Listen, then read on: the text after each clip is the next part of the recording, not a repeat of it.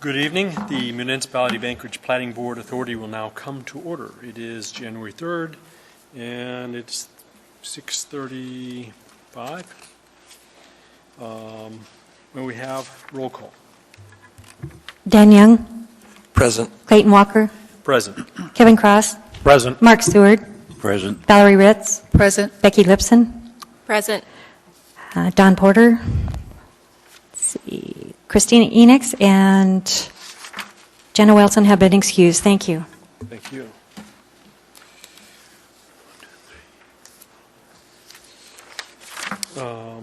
The Platting Board meets each month on the first and third Wednesday, except holidays, as regular meetings.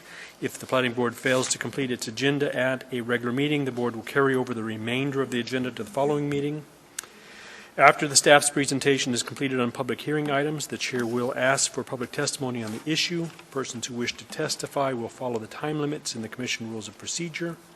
Petitioners, including the representatives, get 10 minutes. Representatives of groups, community councils, and PTAs get 5 minutes. Individuals have 3. After completing your testimony, the Board may ask you questions. You may only testify once on an issue unless you are asked questions by the Board. Any individual may have appeal rights relating to any action the Platting Board takes. Appeal of this decision or any of the conditions is governed by Anchorage Municipal Code 21.11.304. The decision of the Board at the scheduled public hearing becomes final 7 calendar days after the date the decision is made on the record, unless a written request is submitted to the Planning Division prior to expiration of the 7th day to prepare a written decision based on the record made at the hearing, and the request is accompanied by a written notice of intent to appeal. Adoption of the written decisions by the Platting Board become the final appealable decision. Within 20 days of the final appealable decision, an interested party must file with the municipal clerk either a written motion alleging new evidence or changed circumstances, or an appeal of the Board's final appealable decision. As far as the next item of business, we'll now turn to approvals. May I have a motion to approve the action summary for December 6, 2017? Dan Young has moved and Kevin Cross seconds. Is there any opposition to the motion on the floor? Seeing no opposition, the motion passes. We'll next turn our attention to the minutes. Is there a motion to approve the minutes from Wednesday, December 6, 2017? Kevin Cross has moved. Valerie Ritz has seconded. Is there any additions, changes, or amendments that need to be made to the minutes?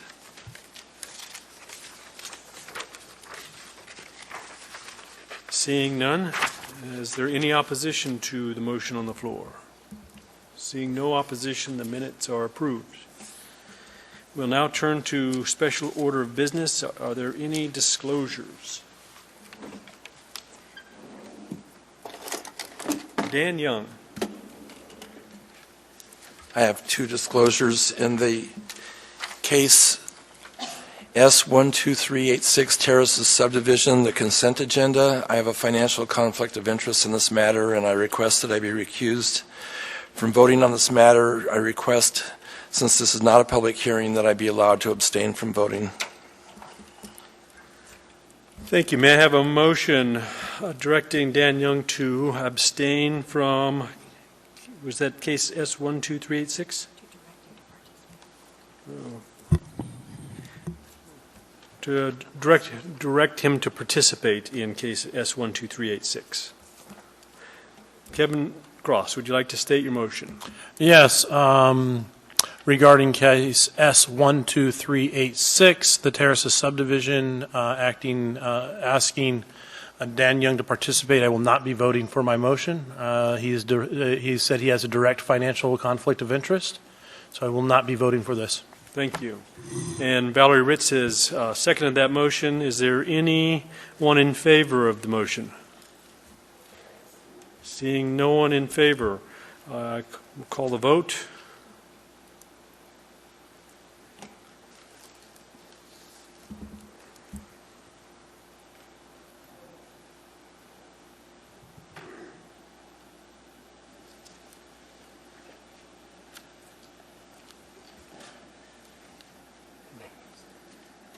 Nay.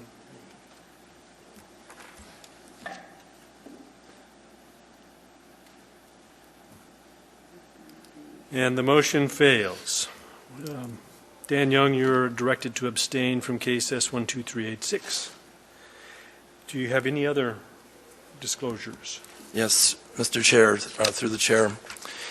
In the case of S12388, Lewis and Clark subdivision, I have a conflict of interest and I request to be recused. Thank you. May I have a motion directing Dan Young to participate in case S12388? Kevin Cross has moved. Would you like to state your motion? Yes, regarding S12388, a motion directing Dan Young to participate. I will not be voting in favor of this motion. Dan Young has stated he has a direct conflict of interest with this case. Thank you. And Valerie Ritz has seconded the motion. Is there anyone in favor of the motion? Seeing no one in favor, we will call the vote.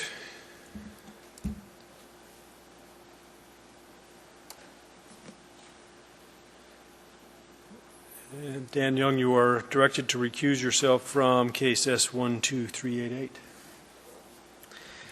Do you have any other disclosures? Becky Lipsum. Thank you. Through the chair, in case S12388, the petitioner is a client, and I would request to be recused from voting in this matter as there is a conflict of interest. Thank you. May I have a motion directing Becky Lipsum to participate in case S12388? Kevin Cross, would you like to state your motion? Regarding case number S12388, a motion directing Board Member Becky Lipson to participate. I will not be supporting this motion. She stated that the representative or the client is a client of hers and represents a conflict of interest. Thank you. Is there any support for the motion on the floor? Seeing no support, we'll have the vote on that.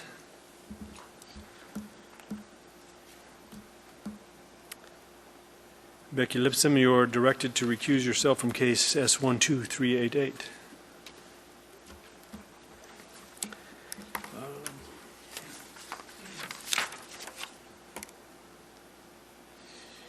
When there's a short board, a 5-member board of commission, and a postponement is offered to and agreed to by the petitioner, they will be moved to the next regular agenda. This would occur within 30 days, which does not require renoticing the case or new public hearing notices or advertising.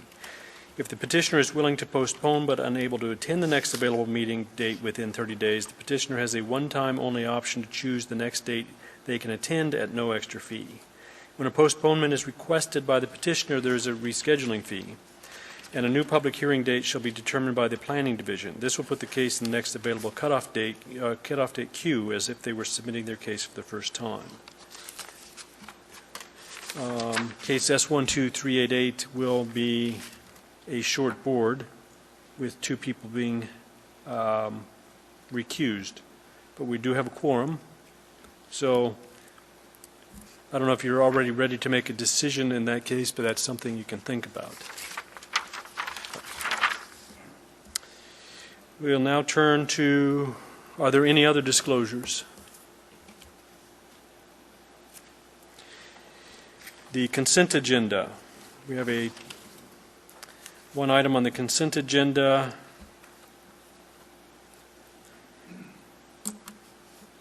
May I have a motion approving the consent agenda?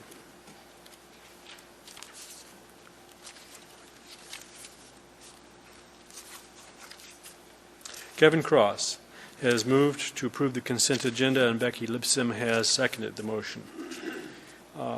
Is there any request to remove any of the items from the consent agenda? Is there any opposition to approving the consent agenda? Seeing no opposition, I guess we're going to go ahead and call the vote.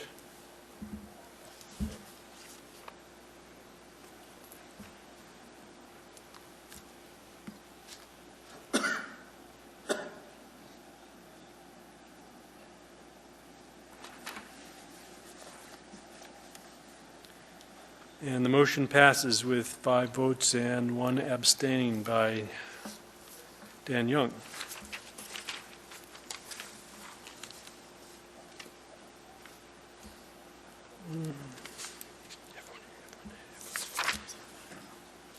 Okay. So that will bring us to new business. With our first item of business is public hearing on S 12383, and I see that there is a motion to postpone it. May I have a motion to postpone this matter? Dan Young, would you like to state your motion? Yes, in the case of S12383, Alderwood Subdivision, Edition 1, Block 3, Track B1, I move to postpone this till February 7th, 2018. Thank you, and that's been seconded by Valerie Ritz. Are there any objections to the motion on the floor? Seeing no objection, the motion passes. At this point, Dan Young and Becky Lipson will please recuse themselves from the room, and then we'll take up the next matter. Did you want to be excused for the evening? No, that's the last thing. I don't. Okay, so you come back? Yeah. Okay. Yeah, he wants to come back.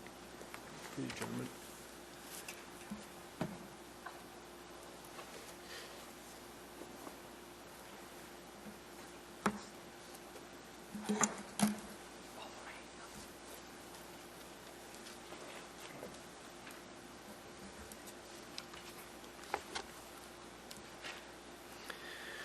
Okay, we only have 4 people, but we can't take action. Okay. But it's Through. it's a short board.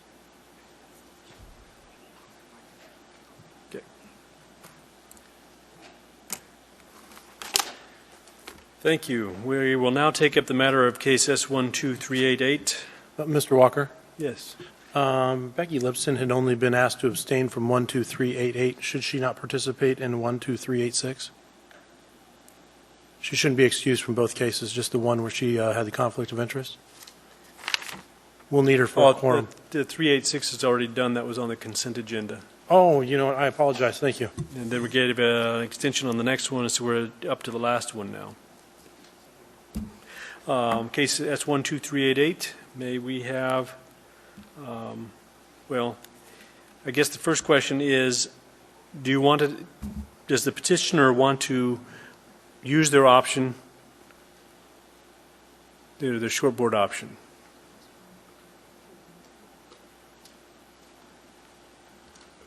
Paul GNA, representing Big Country, we do want to proceed tonight. Okay.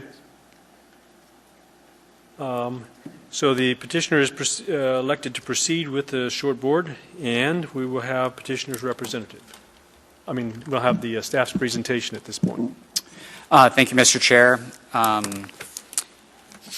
I'll point you to some late comments laid on the table this evening.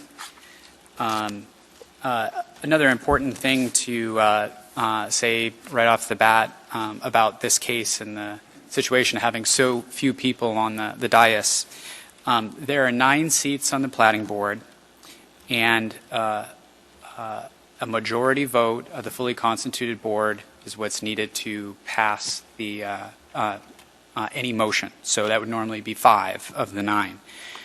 There are 2 recusals for the case, and when there are 2 recusals, it lowers the number of votes that are required to pass a motion to 4, because 2 recusals brings it from 9 to 7, and majority of 7 is 4. That's what we have tonight. Is it takes 4 votes to pass a motion on this case, and there are only 4 Platting board members present, and so it takes a unanimous vote. If any one board member votes nay, then it wouldn't pass. And that's why you have a short board or a bare quorum, and in that instance, the applicant has offered the opportunity to take a free postponement to the next meeting. So just for the benefit of the public and everyone present, that's the legal jargon of what's going on. But should you want to proceed? Okay. Let's see here. This is a request to subdivide one tract of land into 16 lots and one tract as a conservation subdivision. The petitioner is also requesting approval of a 60-month phasing plan consisting of 3 phases. The phasing plan will allow the developer more time to construct public infrastructure as development progresses for the subdivision. The petitioner is also seeking variances from internal street connectivity and cul-de-sac street length. There are mapped wetlands and drainage ways and streams, or a stream within the subdivision. 3 plat notes should be added, alerting the public and property owners to the regulations regarding development within wetlands, drainage ways, and streams. Plat notes are the preferred method by Watershed Management Services and the Planning Department for alerting the public about the regulations regarding the sensitive environmental features like wetlands, streams, and drainage ways. The staff report outlines the approval criteria for conservation subdivision and found that all of the standards of a conservation subdivision are met, with the exception of the minimum open space requirement. It appears that the minimum open space provided is 23 acres, and approximately 24 acres of open space are required. The department's recommending a condition of approval that the plat be revised to meet the minimum open space requirement. There are also 3 variances being requested by the petitioner. The petitioner is seeking a variance from the length of a cul-de-sac. Lewis and Clark Circle exceeds the 900-foot maximum length permitted for a cul-de-sac. It is shown as 985 feet in length. That's the first variance. The second one is a variance from internal street connectivity. That's for a 10-foot wide trail easement from Brownson Circle to Upper DeArmond Road. And then the third variance is from internal street connectivity for a 10-foot wide trail from Lewis and Clark Circle to Canyon Road. The department has reviewed the approval criteria for subdivision variances and found that all of the criteria is met for the first variance. It is undesirable to require Lewis and Clark Circle cul-de-sac to be shortened by 85 feet in order to meet the code requirement. The fire department has no objection. Fire access is all obtained. This is the type of variance that's commonly granted on hillside subdivisions such as this, where connectivity is limited and topography affects the property. Variance number 2, the criteria is also met. This is the code requirement to provide a 10-foot wide trail easement connecting Brownson Circle to Upper DeArmond Road. The department finds that it's unreasonable to require this. There's no need for that trail easement because Brownson Circle and Upper DeArmond Road, the distance gained and the number of lots, only 2 lots benefit from it, and it's for a short distance of benefit. The non-motorized transportation coordinator supports granting this variance. The third variance is from the requirement to connect Lewis and Clark Circle to Canyon Road by a 10-foot wide trail easement. The non-motorized transportation coordinator is requesting that the variance be denied and that the trail be provided. A condition of approval to that effect is in the department recommendation. The planning department believes that this trail connection specified in code is desirable to the public. With that, this is a conservation subdivision that shows 16 lots on approximately 70 acres. That's 4.5 acres per lot, and there's a 24-acre open space tract. The department's recommending approval of the first 2 variances from cul-de-sac length and internal street connectivity. Brownson Circle to Upper DeArmond. The department's recommending denial of the variance internal street connectivity for Lewis and Clark Circle to Canyon Road. And the department's recommending approval of the phasing plan and approval of the plat for 60 months, subject to conditions 1 through 11 on pages 13, 14, and 15. If the board wanted to, they could group D and E on page 13, approval of the phasing plan and approval of the plat for 60 months as one motion. But A, B, and C, each one of the variances should probably be dealt with individually as a separate motion. Okay, so on page 13, resolving utility easements is a standard condition of approval. Condition number 2 I spoke to. It says resolve with the non-motorized transportation coordinator the location of the 10-foot wide trail easement connecting Lewis and Clark Circle to Canyon Road and construct the trail within the easement. Condition number 3 recommended by the department is to revise the plat to comply with the minimum open space requirement. This is what I spoke to earlier. It appears with the conservation subdivision requirements, an additional acre should be added. An additional acre should be added to the open space tract based on the sort of the geometry and the lot area.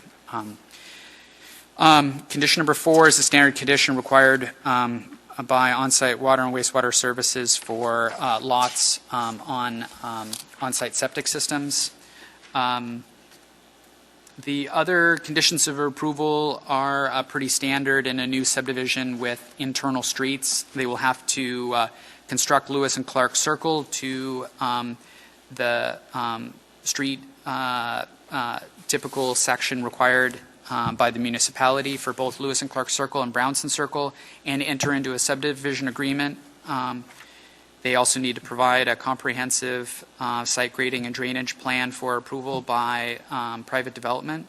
They need to submit homeowners documents creating the Lewis and Clark Circle Subdivision Homeowners Association. And condition of approval 11 specifies the plat notes. The first one says this is a conservation subdivision and has special rules governing it. Condition or B, the next plat note is that Tract A is an open space tract that it has to be preserved in perpetuity and can't be developed.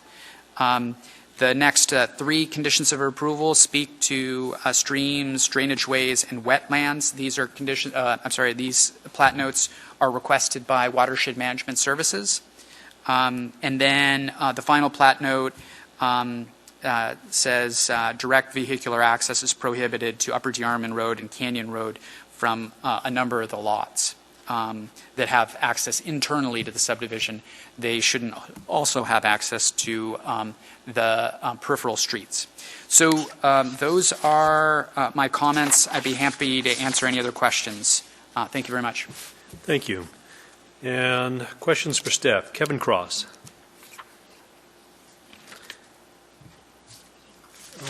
No questions at this time. Thank you. I withdraw. Thank you. Are there any other questions for staff? Seeing none, may we have petitioner's representative? Please state your name. My name is Paul Gione. I live at 4700 East 147th Avenue, Anchorage, Alaska, Lower Hillside. Good evening. My name is Paul Gione. I, along with my wife, Suzanne, my daughter, and her husband, Todd Brownson, represent Big Country Enterprises of Anchorage, Alaska. This is the first piece of property that we have attempted to either rezone or plat. This is a 70-acre parcel of undeveloped land within R8 zoning on the corner of Upper DeArmond and Canyon Roads. We are requesting 16 platted lots in a 60-month time frame with 3 phases. The plat will follow the requirements of an R8 conservation subdivision. We will be living in these lots along with our kids, our grandkids, and close friends that we have known in Anchorage over the last 30-plus years. What you have in front of you is 264 pages of primarily technical information in a subsection of public comments. We have spent the better part of 4 years getting to this point. We have conducted many geotechnical tests, of which my son-in-law, Todd Bronson, is himself a geotech engineer, and coordinating with Mr. Tom Dreyer from the S4 group and many other experts in soils, water, roads, drainage, stream activity, conservation, and waste management. Rather than go through point by point, we would defer to the practicality that you have already perused most of this document and will hear from both staff and the public. We would welcome specific questions from our team after public comment to answer any questions. In addition to the general requirements of the R8 conservation, which we agree to in all aspects, we kindly request 3 variances. The requirements of this conservation plat are straightforward. There are considerations of utility easements, long-range planning, trails, safety for non-motorized pedestrians along our access and cul-de-sacs, proper road development, 30% open space to be set aside, delineated wetlands, stream setbacks, homeowners agreement enacted to determine usage and protection of open spaces, Army Corps of Engineers approvals, traffic flow, fire and safety coordination, waste management, wells, watersheds, protection, right-of-ways, driveways, setbacks of houses, and lot coverage. The first variance is for an extension of Lewis and Clark Circle by 85 additional feet. This is to ensure that no additional driveways will be necessary for the lots abutting Upper DeArmond Road. The second variance is for the request to not have Brownson Circle connect backwards via a trail to Upper DeArmond Road. This would provide a redundant duplicate access to Upper DeArmond Road heading west instead of east towards Rabbit Lake. The third variance is for the request not to have Lewis and Clark Circle be required to access Canyon Road directly due to safety. We have already plotted out open space that would allow the residents of the development to more safely access Canyon Road. If they so desired, they would be directed through our proposed trail system in the open space south and then east. We have spent 3 to 4 years going back and forth depending on which design of the hundreds we have drawn to ensure that all residents have 100% safe access to not only Upper DeArmond Road, but also south through the open space to Canyon Road. To note, we are providing over 3,000 feet of possible walkway for safety to all walkers, bicyclists, and runners on our streets. A shortcut trail would only save less than 300 feet in travel versus a safer route through our main entrance and exit. I will now reserve the rest of our time for rebuttal if so needed. Thank you. You have 5 minutes and 53 seconds for rebuttal. Are there any questions from the board for Paul?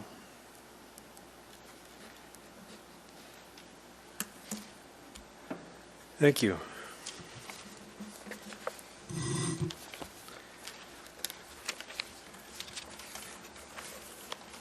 We'll now open it up for public comment.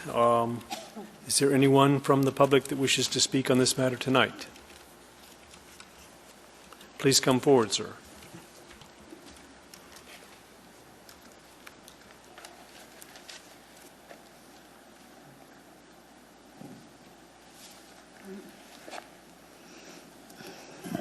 Ma'am, would you please state your name? My name is Joan Priestley, and I'm an owner of 13101 Jean Road, north of the subdivision. I'm glad to see the developers are using an R8 zone with an easement. We all want Anchorage development to move forward using sound legal and ecological principles. I am concerned that this development, as presently platted, does not meet those standards for the following reasons. 21.08.030A clearly states that no subdivision shall be approved unless it complies with the comprehensive plan and the provisions of Title 21, including all zoning and design requirements. Title 21.08.070B4 states that Conservation subdivisions may include one or more lots that do not conform to the minimum lot size or width requirements. This plan has 16 lots, 15 of which do not meet the size requirements. 5 of them are barely more than 1 acre, and the smallest lots are all jammed up against DeArmond Road. 9 of them are less than 300 feet wide. The developer's new plan goes far beyond any reasonable legislative intent of the Assembly in rewriting Title 21. Just because the developers can, in theory, install 16 lots and flaunt Title 21 zoning, they should not be encouraged to do so. This is actually a landmark test case. Your ruling here will set the standard that future developers will point to. If the Platting Board rubber stamps this plat without making reasonable changes to the lot sizes, this action will set a dangerous precedent. It will undermine the future integrity of Title 21, the Hillside District Plan, and the Comprehensive Plan. You will invite further developers to install one show lot that meets the acreage requirements, just as this plat does, and just do whatever they please with every other lot. Title 21 zoning laws will basically become irrelevant. It would be easy for this plat to meet R8 zoning needs. I've created a revised plat by simply tweaking the present lot lines. It now has 11 lovely lots with just 3 that have fewer than 4 acres. It also meets the safety standard of the State Department of Transportation, which required a second exit road. I urge you to support rational development that conforms with Title 21 and the Anchorage plans. Please do not allow these developers to ignore the clear zoning mandates of Title 21. This plat design should not be approved without significant changes. And I have here my revised plat.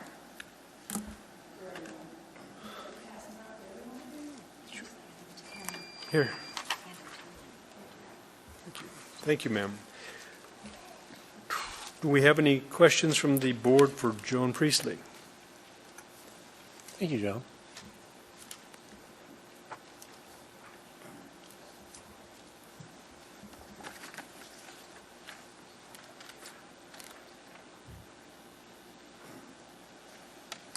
Kevin Cross.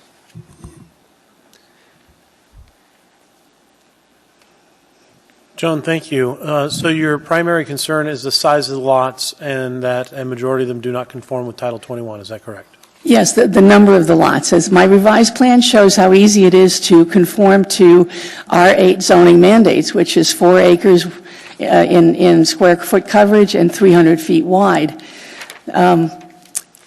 It just sets a dangerous precedent. The legislature did not say in Title 21 virtually every lot is excused from the R8 zoning requirements. It says 1 or more. Now, how many more? 15 out of 16? That's 93%. I can't imagine that was the legislative intent. All right, thank you.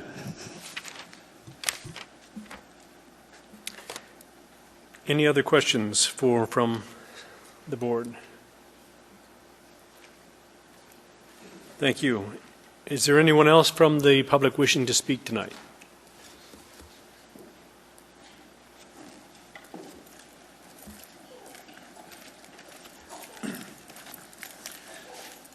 My name is Vern Davis, and I live with that nice lady there. I have canvassed the neighborhood a number of times. Very few people have showed up. We've had 40 to 50 people show up, and all in opposition to what they're trying to do here. We would all like to see responsible development. We'd like to see their numbers match. We've had 3 years of drought. They did a perk test. They were barely getting their perk test. These lots are far too small over the years. I've been all over that thing, hiking and enjoying it. And I've actually kind of watched it before these folks purchased it. But the neighborhood would like to see responsible development. We would like to see larger lot sizes. These are far, far too small. And I think there's just going to be a lot of problems trying to shove that many houses onto that type of property. Again, we have a number of people, probably, we've got a fair stack of mail-outs. We used their own, the developers' mailing list. We had a ton of these things returned. I've hand-delivered some of them. But I think what we've got here is we have a lot of people traveling. We have a lot of people who didn't get any of the mail-outs, whether from the developers or from us. And I don't think that we really have an adequate representation of the what the neighborhood thinks about this project as it's as they're trying to push it through. Thank you. Anything further? Pardon? Anything further? Nope, that'll do it. Okay. Thanks. And do we have any questions for Bern Davis?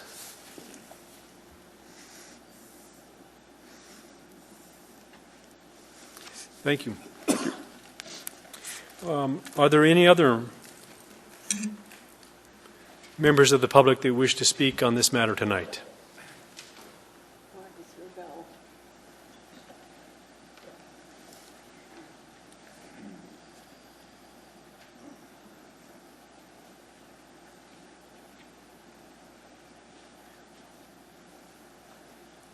My name is Ralph Warren. I live just down the street from this subdivision, and I've lived there for 30 years.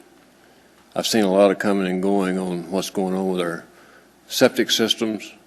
That land should have never been allowed to be developed to start with. I mean, if you look across that land, you got dead trees, tall grass, typical muskeg. And if you approve this and they go ahead with what they've got planned, we're going to have sewer water in Rabbit Creek, and it'll wind up in Potter Marsh, and we have a chance to shut this down. And how many times do we have to come before this to get a vote to shut it down? Every time we get this point right here, somebody comes up with a way to postpone it. And Gensel was the last one that did it. And I think if you really look at what's going on the septic systems up there, it's not good. Same thing with the roads. It's got to be put in the subdivision. The cost to put them in and dig everything down to soil that doesn't have any organics is going to be horrendous. They'll be back for another waiver. You can bet on that if you approve what they're asking for now. And I think tonight's the night would be to shut it down. I've drilled wells in there. I've put in septic systems in there. And it's just a bad place. And I don't know what you do with that land long term, but certainly just to wholesale let people come in with a variance that they want. You know, what happened to having a rule? All these rules we've got to go by. When I go out to do something, I don't ask you to give me a variance for it. Comply with what we got to work with before you start. That's all I've got. Thank you, sir. Yeah. Does the board have any questions for Ralph Warren? Thank you, Mr. Warren. Anyone further that wishes to speak tonight?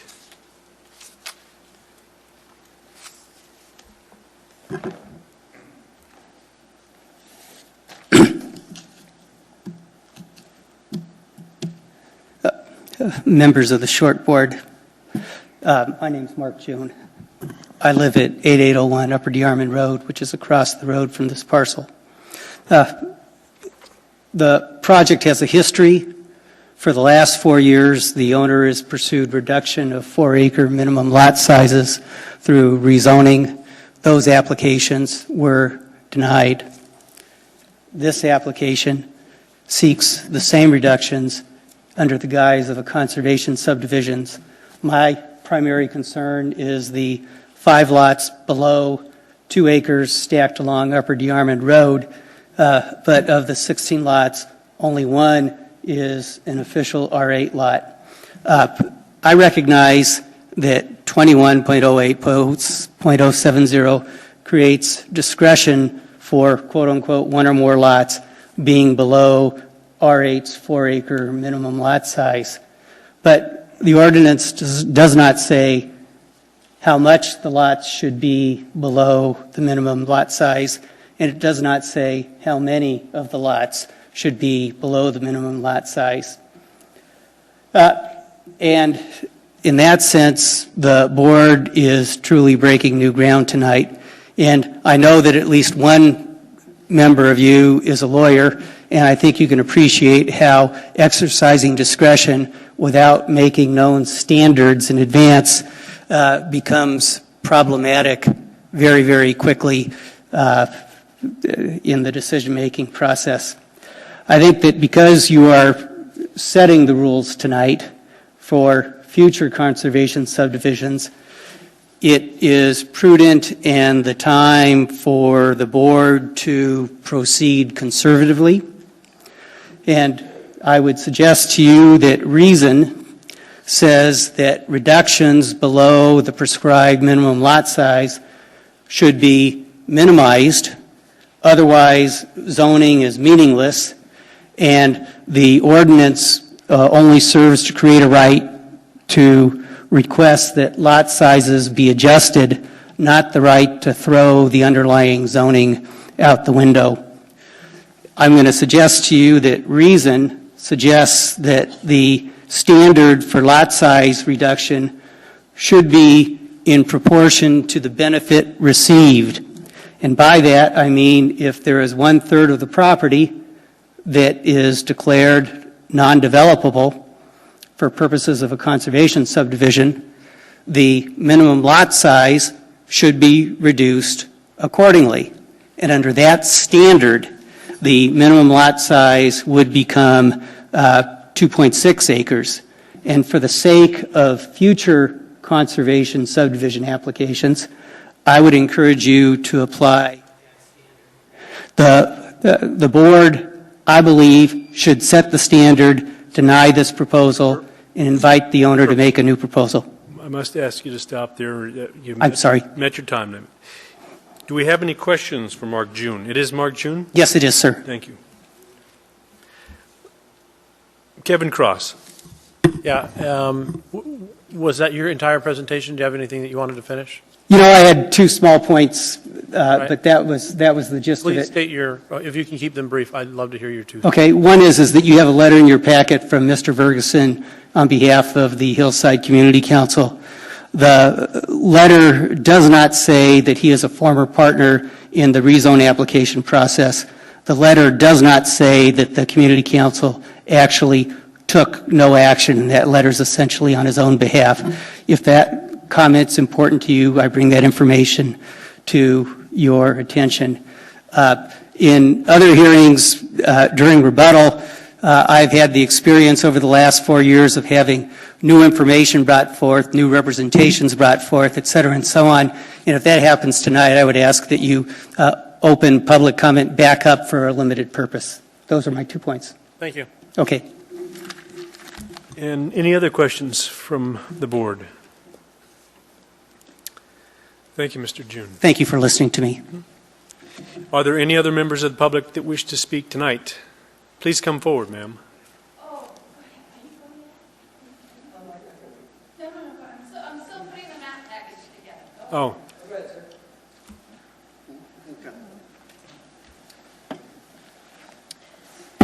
I'm Frank Pugh. I reside at 16006 Noble Point Drive in Catch your last name. Frank Pugh, P-U-G-H. Thank you, sir.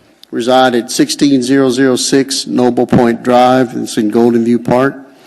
I'm the new Rabbit Creek Community Council Chair, just in the position 3 days. But in December, there was a letter submitted on behalf of the Rabbit Creek Community Council that had issued some concerns around stream setbacks and riparian protection easements. And there was another section about, trail, neighborhood connectivity and trail easements. And in particular, we discussed the one off that were connected to the east of Canyon Road. And in that discussion, the concern over safety and potential kids and others going into a highly trafficked area was discussed, and we voted on it, and we voted to remove that comment from the letter. So the most recent letter you should have is the 15th of December, and those comments should be removed. And the only thing I want to stress a point is, trail connectivity, neighborhood connectivity is a great thing, but we should consider what's the intent, and also we should not compromise the safety aspect just because it's in code. That's all I have to say. Thank you. Does the board have questions for Frank Pugh? Yes, Frank, so just for clarification, variance number 3 was a request to remove the requirement to connect Canyon Road, or excuse me, was it Lewis and Clark Circle to Canyon Road? Is it my understanding that you support not connecting? That was the results of the general membership at the Rabbit Creek Community Council on the 14th of December due to safety concerns. Okay, excellent. Thank you very much. You're welcome.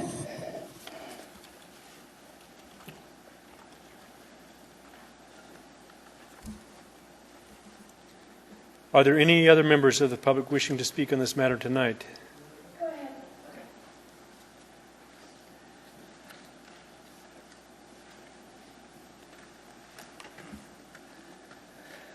Good evening. My name is John Oliver. I live at 8611 Upper Diamond. I live directly across from where they're proposing to build the road that goes in. That's one of the concerns. I think if you guys have done your due diligence in reading everything, which I did this afternoon, there's a lot of paperwork to read through. You'll see that is one major issue is one entrance only. I'm sure if you guys have read all the points, you guys can understand. Or let me take a step back. I do appreciate all you guys' time. Like somebody mentioned earlier, it's been like 4 years of going through these, coming to these assembly meetings, going to like from assembly, zoning, planning. This is my first time here. And so I know what you guys are doing, and I appreciate all you guys' time. I learned a lot about the process as a younger person, having to come to all these meetings, because I probably wouldn't have if I didn't live directly across from what was happening. I'm not against the proposal. I think if they would stick with the R8 zoning as it originally intended to be, minus all the exceptions that they're trying to now push through, which I think only had one 4-acre lot, which was interesting because like in the tech world, it's like when you ask for an exception, we call them like a one-off, not like everybody gets it, right? Otherwise, you just make a whole new rule.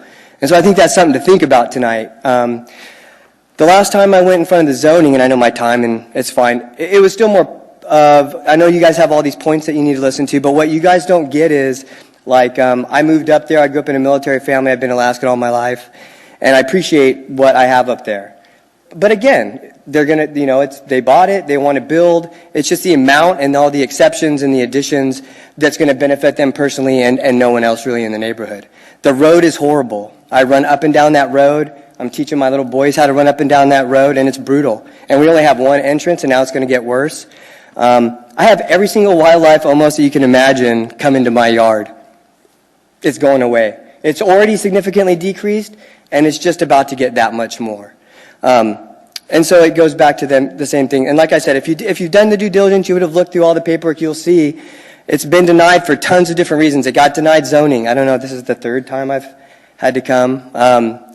Same thing with the assembly. They denied it. They sent it back to get redone, and it keeps happening. And then this last time I got it back, then I'm reading through it again, and it's like this really weird Groundhog's Day, right? I keep doing the same thing.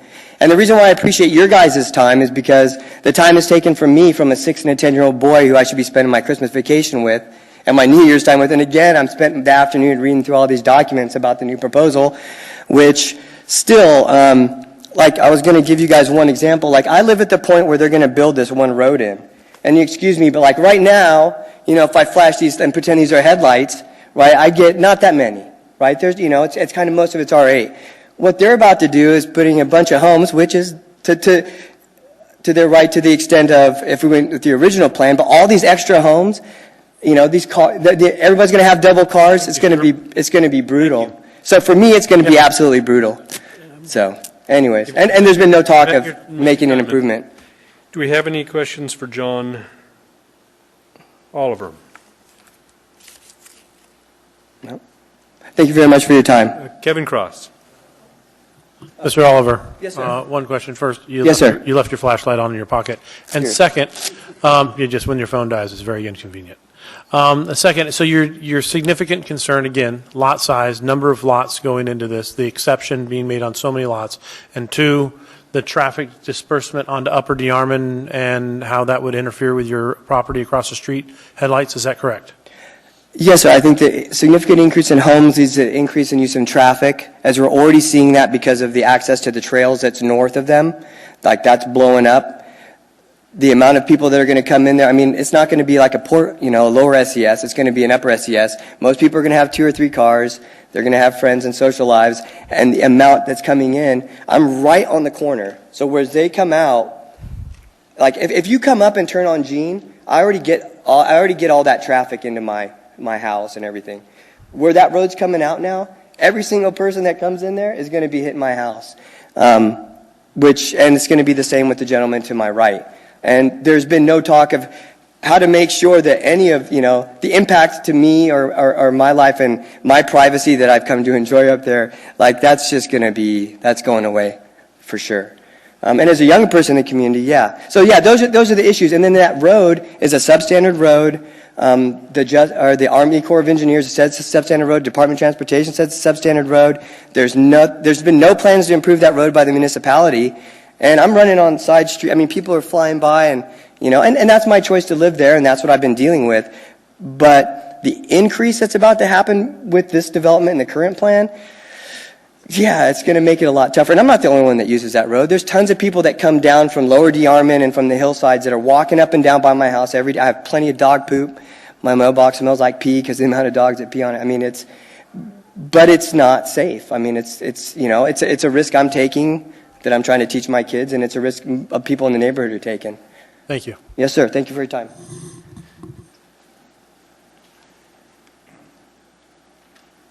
I have some handouts.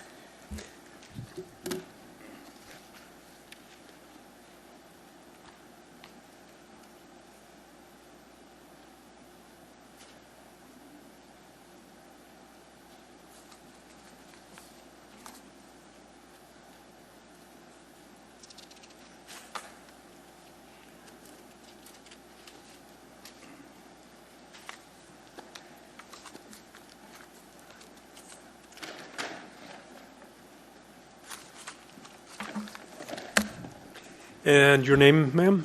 Hello, my name is Gail Morrison. I live at 8600 Spenlove Drive. I oppose this plat. I oppose the rezone. This has been such an ongoing situation. We built our home, and we bought our land and built our home there because it was zoned for R8. We would have space. We would have property. This new plat submittal is just a watered down R6. We've opposed this rezone for 2 years. I appreciate you being here and the time that it takes to review all this information, because I understand how long it takes. We've been reviewing it for 2 years. It really chews up a lot of time. I do GIS professionally, and I'm doing GIS for FEMA down in Puerto Rico. I have to be quick because I have to leave tomorrow to go back to Puerto Rico to assist in the recovery efforts. On the first map that you have, the plat does not show the mandatory 100-foot buffer shown on the plats in lots 13 and 14. The lots abutting 13 and 14 are far more than 150% larger. So this buffer zone with landscaping must be in place. There's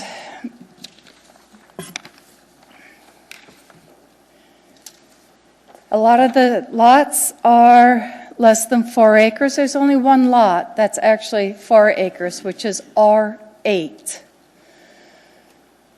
It's getting very frustrating that these plats are getting resubmitted and they're substandard.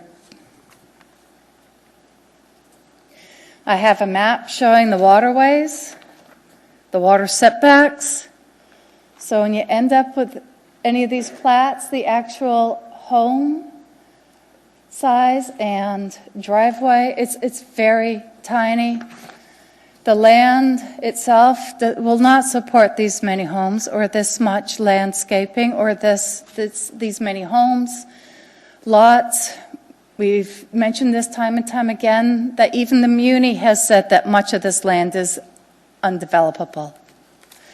It has a lot of silt, and we know it has silt because we have an ex-Muni soil scientist who lives in our neighborhood and has actually done soil testing in this area, and it's silt.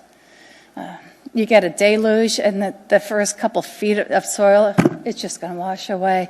We have a right to protect our neighborhood, and actually we have a responsibility to protect people who want to buy in this area. And buying in an area that's... Thank you, ma'am. You've met your time limit. Okay.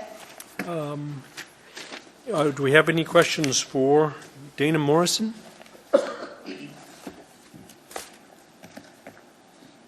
And all the data, most of the data is Muni data. This is all Muni data. Did you have a question, Mr. Cross? No, thank you. Okay. Thank you. Okay. Okay. Is there anyone else that has not had a chance to speak?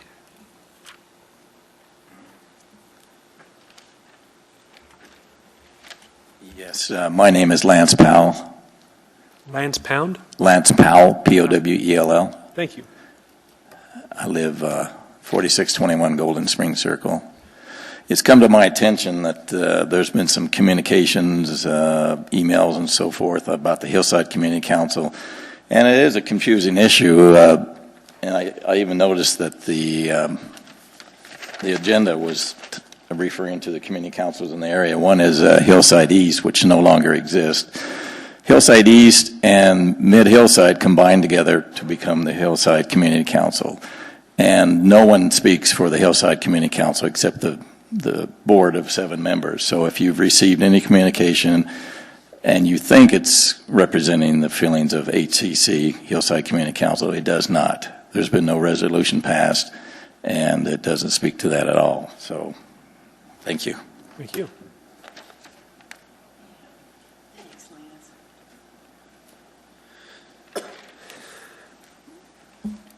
Anyone else wishing to speak tonight? Good evening. My name is Angela Peterkin. I live at 9900 Slalom Circle, and I live in a neighborhood that's twice as dense as the area that they're looking at now. And I know the developers. I think it'd be a great place to develop houses. I hike in that area all the time. I know that it would disturb a lot of people's dreams of having woods and stuff, but I mean, we have tons of animals in our yard constantly. We have headlights occasionally, but I mean, we're families. We're families that enjoy families around us. This would be a great neighborhood for families. I hope that goes through. Is that Peter, ma'am? Could I get you to spell your last name? Yes, Peterkin, Peterkin. Yes, we did get that right. Thank you. Kevin Cross, you have a question? Yes, Angela. I appreciate that. Thank you. Do you live in the neighborhood? I live on Slalom Circle. Please help me in reference Prospect to Heights. Okay, Prospect Heights. I hike in that area though all the time on Canyon Road. Okay. So I do a lot of hiking there. I spend a lot of time with the property area, so I know that it would increase traffic. I understand that. I can see points from both sides, but I mean, there are other families who need nice homes. I'd love for my children to live in that neighborhood when it's developed.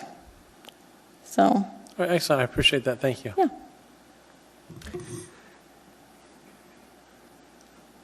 Do we have anyone else wishing to speak tonight?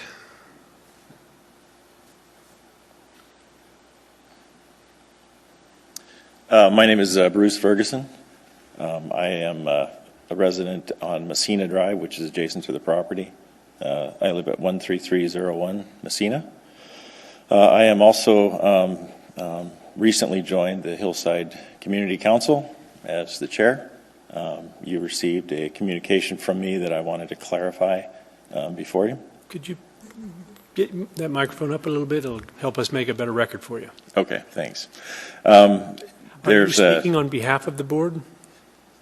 I want to start by speaking on behalf of the board to clarify. Well, you get one of the choice. Either you speak on behalf of the board and you get more time, or you speak on your own behalf.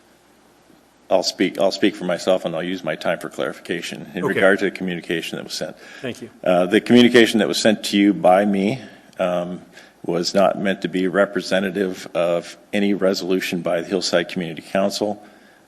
It was meant to characterize that meeting that took place in October where the developers did make a presentation.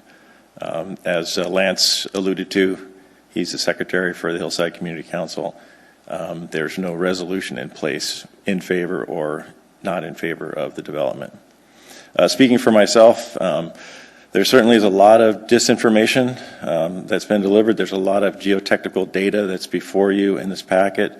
What I've noticed over the past several years is that there's a lack of folks really taking a look at that data and understanding it, so the land's been mischaracterized in many instances. I think the R8 conservation subdivision, I think the requirements for it have been met, as I stated in my communication to you. I don't have any reason to object to it. I think it's going to solve a couple of problems when the state caused, back in the 80s when they developed Upper Dearman, they inadvertently diverted a whole bunch of water from what would be the north side of Upper Dearman into that property. And at that time, that caused a lot of the drainage problems. It caused sheet flow water to kill a lot of the trees. By putting in this development, it actually is going to correct that, because once you get a decent drainage plan, then obviously we will be in a situation where the water is controlled and it'll make its way down to Rabbit Creek as it should. The developers have done an extensive amount of work to ensure that all the requirements are met. They've worked under the guidance of the MOA to ensure that the application was complete and that it was certainly well documented and scientific. They used a very scientific approach.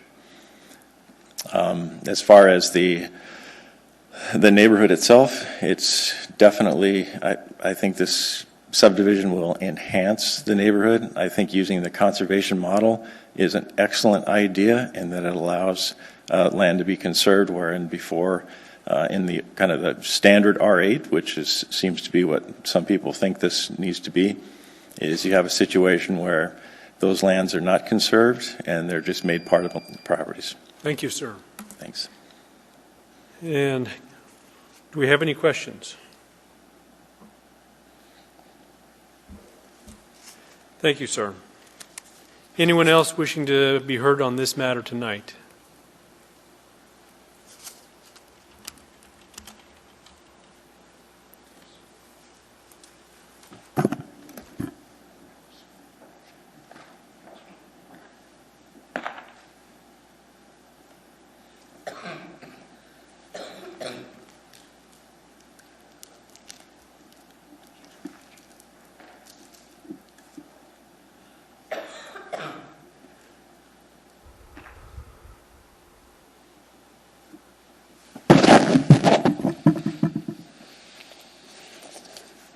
I'm Diane Holmes. This conservation subdivision, although not often used in our area, is suited for this challenged land and its zoning. After 2 unsuccessful rezone efforts, it is a better fit. Our comp plan and its implementation through its policies through Title 21 set standards for our city. But without good planning, from landscaping, drainage, streets, connectivity, we have less desirable neighborhoods, as you can see if you've lived in Spenard like I have. Good planning provides a vision to ensure neighborhoods remain desirable for a long time. 2 comments on this plat. Landscaping is required between areas of different zoning, such as the northwest corner of this parcel. I don't believe staff addressed that condition, and I hope you will.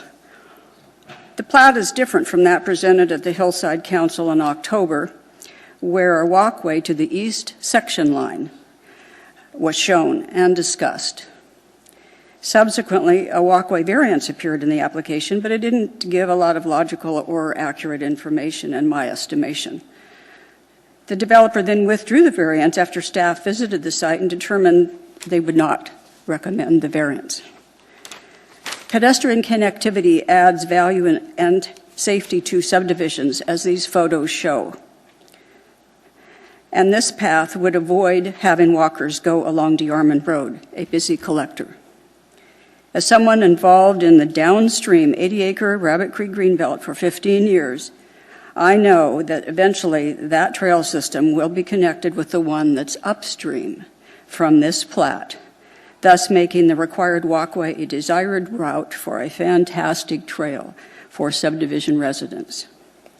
It's beyond my comprehension why anyone would not want to develop a subdivision that will be attracting buyers for years to come. This monthly real estate insert, which I'm sure you know about, demonstrates the value of any parcel that is near a park, water body, or trail. Because such amenities always find a place in the very limited 50-word ads. And Potter Highlands is an example of that. Oddly, the variance was reinstated after that letter from Hillside Council appeared in your packet. Please ensure that the lots cannot be further subdivided in this conservation subdivision. I believe that's an unclear point, and I would hope that you would clarify that. And please ensure that Title 21-07060 for a walkway is not, the variance is not approved. Thank you. Thank you. Do we have any questions for Diane Holmes? It was Diane Holmes? Thank you. And for clarification, you're wanting the easement from Lewis Clark Circle out to Canyon Road? Is that what you're in support of? Is that what your statement is? Yes, the original plat in October shown at the Hillside Council showed that, that walkway. And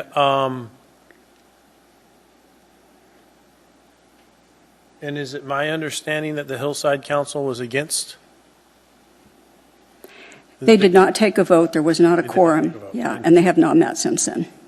Okay, so there's no statement from the Hillside Council whether in support. We just heard individuals speaking on their own behalf. And the Rabbit Creek Council's letter, which they voted on a draft at the day after the deadline for submittal to the planning department, because that's when our council meeting met. And they voted to remove a section asking for that variance to be denied. That was the only thing that changed. Okay, very good. So we have landscaping requirements between zoning changes and trail access. Thank you. Thank you. Thank you, ma'am. All right, do we have anyone else wishing to speak?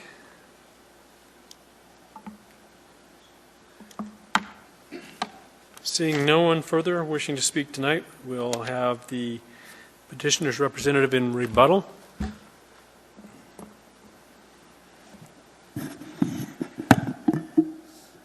Just a few short words from myself to conclude with our rebuttal. Staff, again, what a great job on all that was put into the plat application. Thank you, board members, for listening to all the discussion. Thank you, neighbors, for your words and concerns. It was mentioned identically in several letters to the Muni that a variance should never be granted to satisfy the hopeful whim of a single person. That got repeated in several letters. The trail from Lewis and Clark Circle to Canyon Road was pointed out in several letters. We personally think that the pass-through trail or shortcut from the cul-de-sac to Canyon Road presents a safety issue. But to say this, we must be able to honestly give an answer to all four standards in code that must be met for the variance.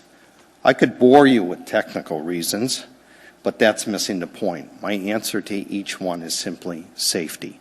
Standard number 1 talks about strict adherence of an application being undesirable. If safety is compromised, then we meet the standard. Standard number 2 talks about if the variance is not being granted, it could be detrimental, which again is true if safety is compromised. This unsafe trail would become more important than the extra 200 feet it takes to walk around. We would like to point out that this area is not like Huffman Timbers, where a connectivity is between a cul-de-sac and a paved sidewalk on Huffman Road. That makes sense. This does not.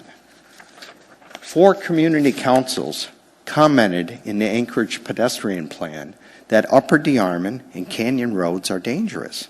Standard number 3, the variance cannot nullify the intent of the subdivision. Again, one cannot ignore safety. All the subdivision residents have a south and east route through the open spaces to a safer intersection on Canyon Road. Finally, standard number 4, of course, this would not be a financially undue hardship for a simple walkway. But undue hardship can always be about compromised safety. We look at it from a different point of view. Easy to apply regs, hard to think about the future and what might happen. No one in this room has run Mount Marathon more times than myself. When I started, I was just like everyone else. Brazen, determined, able to run with tunnel vision to the top. Unfortunately, I learned the hard way that rules do need to be looked at differently when safety is a factor. Over the years, well-meaning runners decided to create more shortcuts up the mountain, claiming they should have as many routes as possible. Unfortunately, one runner thought only about her goal and sidestepped the route, kicking a 40-pound boulder loose, which struck my wife's right shoulder, and she tumbled 40 feet straight down the cliff wall. Tragic. She was rushed to the hospital and almost lost her life. Now, after many hundreds of trips up the mountain and 23 races, I look at safety before complaining about the new rules and regulations on the trail. Yes, sometimes one person can make a case, and one person should make a case and represent all pedestrians that will utilize this development. I'm not ashamed of making that case for my grandkids and all the children of this subdivision. I would ask that you grant this variance, which I still believe you can in good faith. And I will continue to protect the trails and the environment in our development and continue serving cookies to all my neighbors. Thank you again, and I welcome questions. And Mr. Tom Dreyer is going to speak about the density that kept coming up tonight.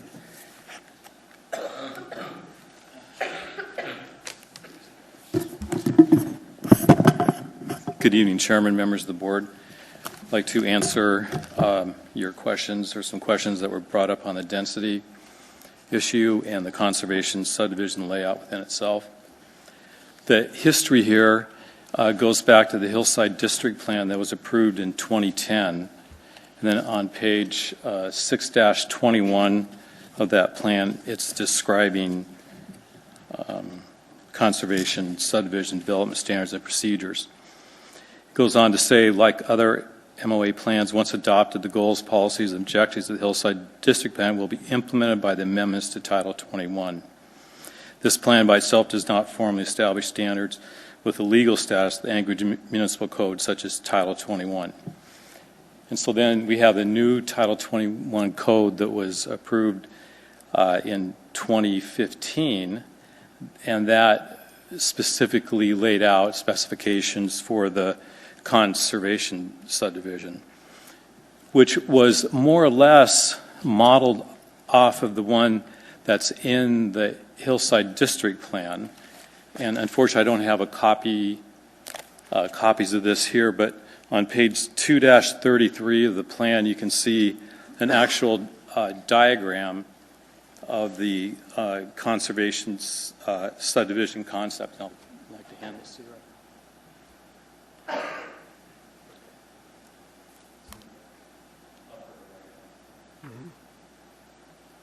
And you can see by that diagram, the intent is for lots to be narrowed down and large greenbelt spaces to be created. Thank you, sir. I'd like to some more questions could be asked. Do we have any Appreciate questions that. for Tom Dreyer, the petitioner's representative. Kevin Cross. Yeah, if you can keep it brief, Tom, could you go ahead and finish your thought process in regards to the conservation Yes. subdivision? And give me just 1 second. I just want to read this paragraph, and then I'll have Yeah, so there's that picture there, and then we go to the new Title 21 Conservation Subdivision B1 on page 8-33. The purpose: the conservation subdivision is an alternative type of residential development in which the lots are allowed to be smaller in area or narrower than otherwise required. So, And so out of clarification, one of the issues that we had is that they said, hey, we're creating a new set of rules. What you're stating is that according to page 2-33 under this figure 2.9 through the revised 2015 Title I is not a new set of rules. It's just utilizing the rules that are in place.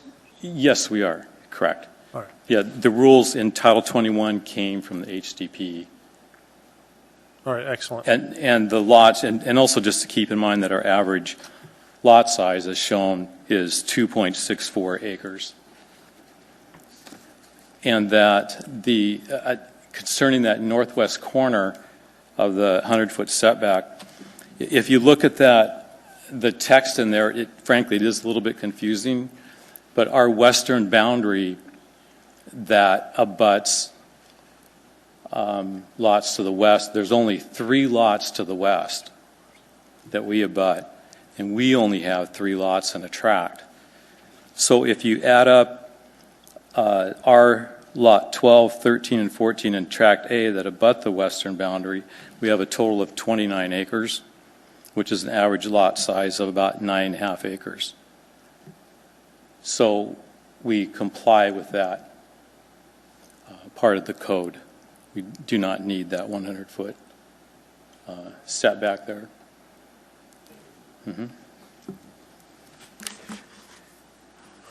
Francis McLaughlin. Pardon me. I have a question for Mr. Dreyer and a comment. Mr. Dreyer, can you remind me, Denali subdivision was a conservation subdivision. Were all of the lots in that large subdivision smaller than the minimum lot size of the zoning district, or was it just a majority of them? I thought every single one of them was. They were all smaller. There may have been one. Might have been one. Okay. Yeah, So up kind of on the west side. You've helped me make my point. So my comment is, a few of the members of the public have stated their opinion that it's a misuse of the conservation subdivision to have so many of the lots be smaller than the minimum lot area otherwise required in the zoning district, and that this is a precedent-setting case. That is not true. The previous conservation subdivision, all or nearly all of the lots were smaller than the minimum lot size. And what the department would say is that that's actually the definition of a conservation subdivision. It's sort of flipping this argument that some members of the public have made, but you have to understand that the definition of a conservation subdivision, it says, conservation subdivisions are intended to create a more compact residential development to preserve and maintain open areas, high-value natural lands, and lands unsuitable for development in excess of what would otherwise be required. So the whole purpose of this type of subdividing is to create an open space tract around sensitive environmental features and to make all the lots smaller as a bonus to incentivize them to do this. They're fulfilling the purpose statement for a conservation subdivision. That's my comment. Thank you. Thank you. Mr. Cross. So again, for clarification, it would actually be less effort to go with fewer lots but completely develop the entire area than it is to go with smaller lots and create a conservation greenbelt. Is that my understanding? I'm not sure I understood that. Sorry. So if we just removed the conservation greenbelt and I just turned it all into developable lots with one street down the middle and a cul-de-sac that didn't exceed 900 feet and just did big lots and built houses on everything, that would actually still approve and be easier to obtain than actually creating a greenbelt. Yes. Thank you. Any other questions from the board? Thank you, sir. You're welcome. Thank you. And with that, we now close the public hearing, and the matter rests with the board.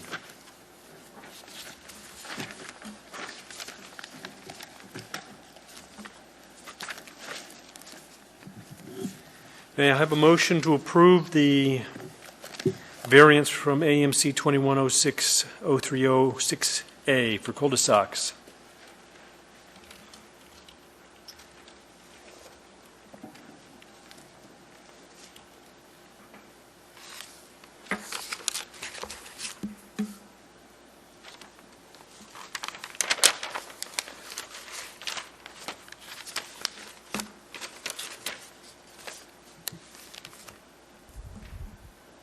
I'm probably difficult, but I wasn't done asking him questions. Oh. Okay. Sorry, Tom. I'll reopen the hearing.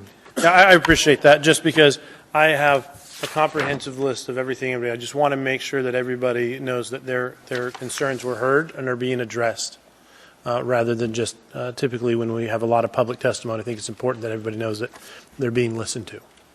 Tom, would you mind if I ask you another question? Okay. There was another question. There was two individuals who were Vern Davis and Rob Warren, were number 2 and number 3, who made that they were really concerned about the perk tests and the septic system. There is a report here that came from Terraset, and then I see, was it Garnis Engineering? It looks like you have a total of 29 test holes? Can you talk a little bit about how extensive the perk tests and your test holes were done in order to make sure that these smaller lots, given the septic concern, is being addressed properly? Yeah, I'm Steve Eng. I've been an engineer up here for over 35 years. And I'm a registered civil engineer, a registered hydrologist. There's been like 50 to 70 test holes up there. And I've heard comments about muskeg. There's no muskeg. It's sandy soil with some silt. Typical, the whole Lewis and Clark subdivision is surrounded by, most of the neighbors that are commenting live with septic systems. And they're workable septic systems, and our soil in Lewis and Clark is no different than their soil. It's the same soil. I've looked at every subdivision surrounding Lewis and Clark. I've walked that area. I've done numerous test holes. Our test holes all meet the municipal standards. I used to be the DEC district engineer in charge of subdivisions. So our test holes meet the requirements. There's no muskeg. There's a little bit of organics. This subdivision is going to have good workable septic systems. Excellent. Thank you. Let's see what else we've got here. Canyon Road easement not supported. Road access. Additionally, another concern was, and I appreciate it, Tom, traffic, road congestion, the additional traffic. It's my understanding, however, looking through these notes, it does look as if Canyon Road, of part of Upper DeArmond, is plotted for a road improvement project. Yes, it is. Can you enlighten any information on that? I mean, I've heard that it's a substandard road and there's issues, but I've noticed even from the community council notice that it looks like there's a plan for a road improvement project, at least up in the Canyon Road. I'm wondering how this will affect this product, or if this will help alleviate some of the concerns that came up in public testimony. Yes, my name is Brandon Marcotte with Triad Engineering. That's M-A-R-C-O-T-T. To try and answer your question through the chair, Mr. Cross, I believe there is an improvement project slated for Canyon Road up to DeArmond at this point. There was construction last year further down the road, maybe a mile or so, that upgraded a significant portion of that road, and I believe the plan now is to upgrade the rest of it up to DeArmond along the easterly boundary of this development. All right, very good. I appreciate that greatly. Thank you. You're welcome. So I guess that's the last. That was all my questions. Thank you, Tom. Thank you.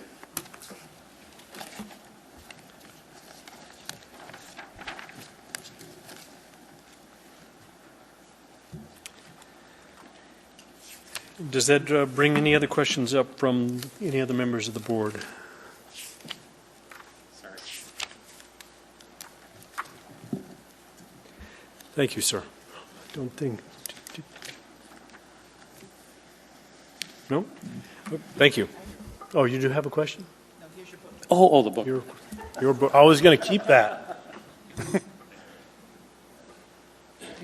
Okay, now we'll close the public hearing and the matter rests with the board.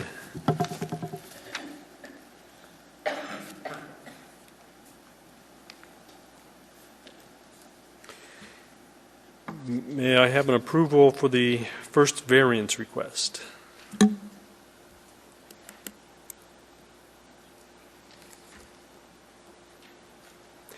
Kevin Cross, would you please state your motion? Yes, in regards to case S12388, a conservation subdivision of Lewis and Clark subdivision, lots 1 through 16, tract A, 16-month phasing plan with variances. Department recommendation, approval of the variance from AMC 21.08.030F.6A, cul-de-sac subject to recording a suitable plat within 60 months for any time. I move to approve the petitioner's request for a variance.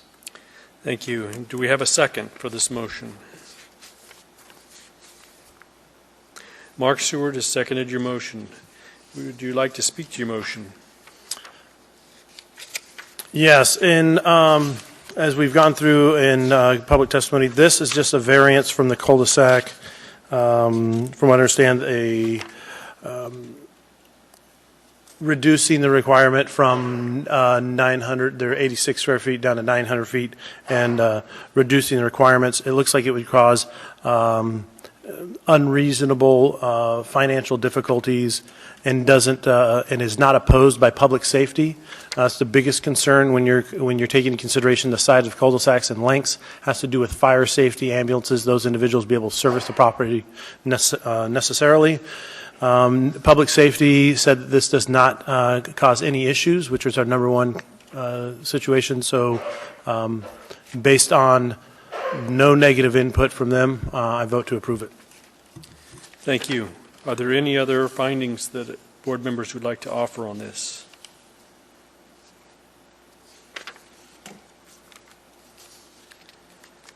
Is there any opposition to the motion before us? Seeing no opposition, the motion passes. May I have a motion to approve the second variance request?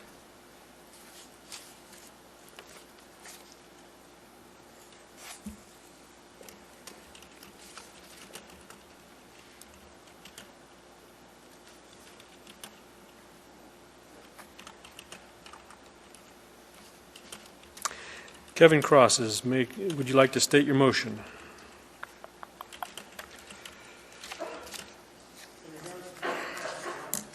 I'm sorry. In regards to case S12388, Conservation Subdivision, Lois Clark Subdivision, approval of a variance from I move to approve a variance of 21.07.060D.3B, internal street connectivity for Bronson Circle, subject to a recording plat within 60 months, which will require a variance of the 10-foot requirement trails easement to connect Bronson Circle to Upper DeArmond Road.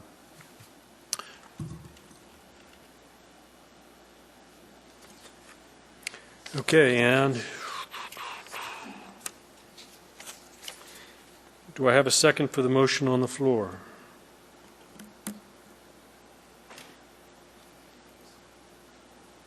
Mark Seward has seconded your motion. Would you like to speak to your motion? Yes, given through public testimony as well as through staff presentation, the variance, it states that, hold on, excuse me while I check my notes. It says the variance, that the variance requirement has been met. The code requirement to provide a 10-foot trail easement connecting Bronson Circle to Upper DeArmond is unreasonable.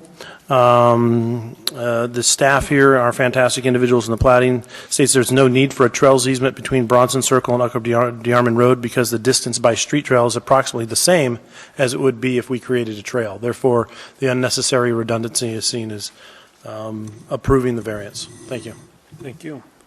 Are there any additional findings that the board would like to offer at this time? Seeing none, is there any opposition to the motion on the floor? Seeing no opposition, the motion passes.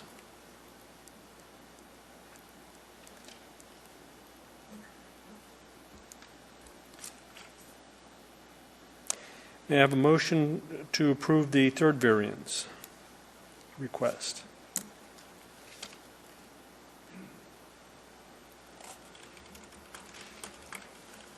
Kevin Cross, would you like to state your motion?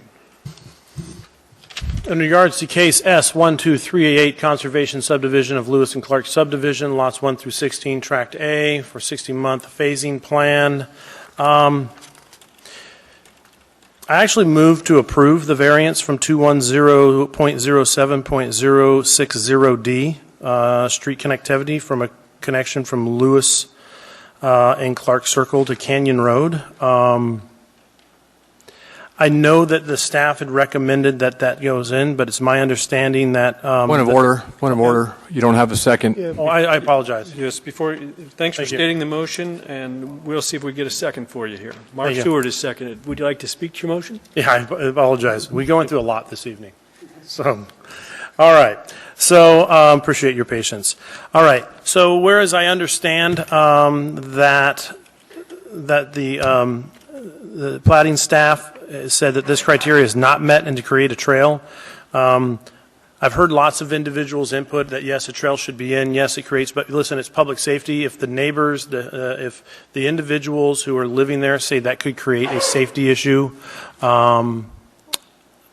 I can understand that. I guess my thought is that if they come out on a road and they can't be seen, particularly if they're doing road construction, and I guess if that's creating safety, is there other reasonable alternative means that can be achieved the same? And it appears that there is. There's another path that's going to be 200 feet longer, but we're achieving the same objective in creating a path that just won't be right out of the cul-de-sac. And so as long as we're achieving the same objective, although not directly, I believe the intent is there. So I'm going to vote to approve the variance request. Thank you. Are there any other board members who would like to offer any findings or support for the motion? Anyone offering any opposition? Mark Seward.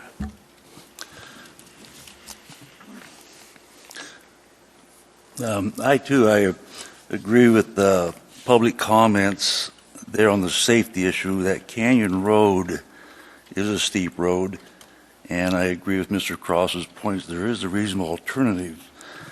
They're dedicating a lot of wetlands area there. It could be a possibly trail completely south of that Spin Love and Canyon Drive there. And for those reasons, specifically the safety issue, I do agree with the petitioner that that would be a hazard coming out on that steep graded Canyon Drive.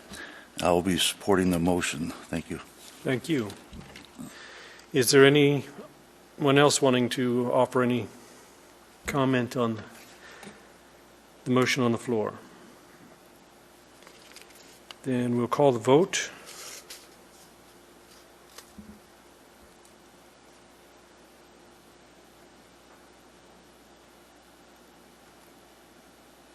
And the motion has passed. We'll now address the request for the approval of the phasing plan and the 60-month plat in a single motion. Kevin Cross, would you please state your motion? S12388, Conservation Subdivision of Lewis and Clark Subdivision, lots 1 through 16, Tract A, for a 60-month phasing plan, as well as approval of the plat for 60 months subject to the following conditions. Under E, Condition 1, 2, 3, 4, 4A, 4B, 4C, 5, 6, 7, 8, 9, 10, 10B, 10C. Condition 11, 11A, B, C, D, E, and F. I vote to approve. Thank you. And I think you might have missed 10A, or maybe I misheard that. But And 10A. okay. And that's been seconded by Valerie Ritz. Mr. Chair, Yes, sir. I apologize for the interruption. I was distracted for a moment, but I think that Mr. Cross made a motion for approval of all of the conditions of approval as stated. Mr. Cross, did you delete condition of approval number 2, E2, which says result, which basically says to provide the trail and to build it? That condition of, if you deny, I should have pointed out in my comments, that if you approve the variance so that the applicant, the subdivider, does not have to provide a trail between Lewis and Clark Circle to Canyon Road, then that condition of approval should be deleted. I appreciate that. I'm used to reading that as resolve with non-motorized the need or location for a, but I see now that it's stipulated that it is, so I appreciate that. So let me amend that for approval of D and E all subject requirements minus number 2. Thank you. Thank you for bringing that to my attention. And that's still seconded by Valerie Ritz. Thank you. Would you like to speak to your motion? Yes. Okay. So first of all, I really appreciate you participating because it's critical that we hear these things. Do know that there is no such thing as a rubber stamp. We go through these packets extensively to make sure that your concerns are taken into consideration. Pretty much, we hear a same handful of very significant concerns. One is public safety. 2 is going to be land usage and how it affects the livelihood of the neighborhood. 3 is a lot of drainage issues and well and septic issues. And how is that going to affect my lot? How's that going to affect my water table? If you build a house next door, where's that water going to do? And where's it going to go and what's it going to do to me? And understand that as the public comes with their objections, we rely upon expert reports. So expert reports from engineers, those individuals who have spent time to make sure that those items are addressed. So regarding the concerns for perk testing, those are supported with over 50 well tests showing that that's been in place. Okay? And so if, and we have Garnis Engineering and North Rim Engineering, we have 2 engineering companies who address these issues, and I think that's been adequately addressed. Without contradicting reports, I have to rely upon expert engineers. That goes in the test holes. As far as the lot size, as far as I can tell, I can understand the concern of the lot size. The density would be a concern for me. However, under the conservation, under the 2015 revised, under the Title 21, it appears as though that they're meeting all applicable. Now understand that this is subject to, and I would encourage you to look at how exhaustive this, just because we approve it doesn't mean that they're out of the woods yet. Okay? Obviously provide on-white and wastewater service information to satisfy all requirements specified in AMC 21-15 for each lot within the proposed subdivision. This information but included is not limited to soil testing, percolation testing, groundwater monitoring. There is probably about 8 different items that they still have to do in order to even get past that.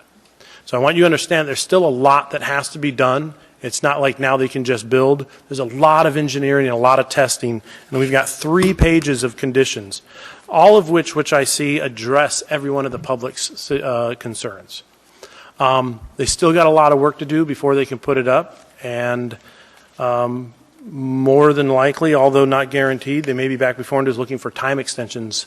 I would encourage you, and I really appreciate you guys being here, so that's why I'm voting in support of this. I've heard your concerns. I've looked at the test results, and I've seen what they're going to have to do to make it happen, and I think it's a reasonable request. Thank you. Any other findings that the board would like to offer? I'd like to offer a few additional findings. One is that this was not our first conservation subdivision that we've approved, that in fact prior subdivisions have also had smaller lots throughout, that the standard is established by the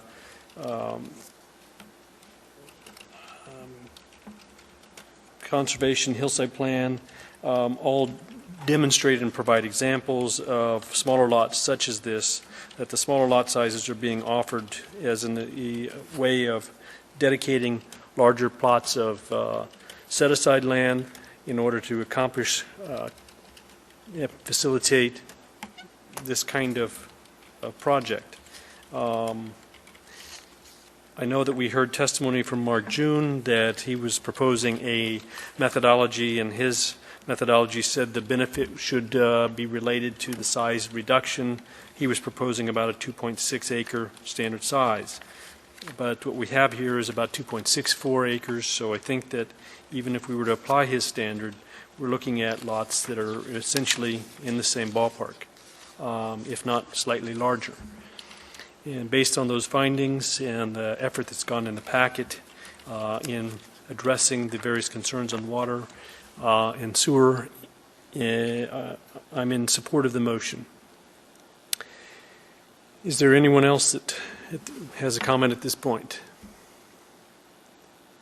At this point, we'll call the vote.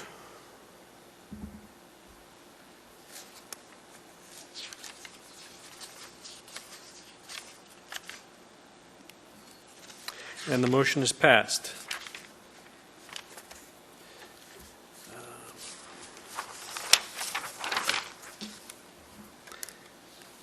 Any individual may have appeal rights relating to any action this Platting Board takes. Appeal of this decision or any of the conditions is governed by Anchorage Municipal Code 21.11.304. The decision of the board at this scheduled public hearing becomes final 7 calendar days after the decision is made on the record, unless a written request is submitted to the Planning Division prior to the expiration of the 7th day to prepare a written decision based on the record made at this hearing, and the request is accompanied by a written notice of intent to appeal. Adoption of the written decision by the Planning Board becomes the final appealable decision.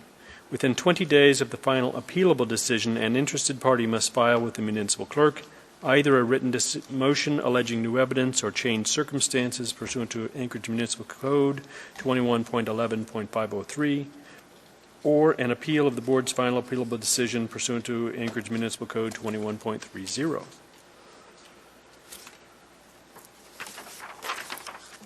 Are there any other persons to be heard? Are there any board member comments?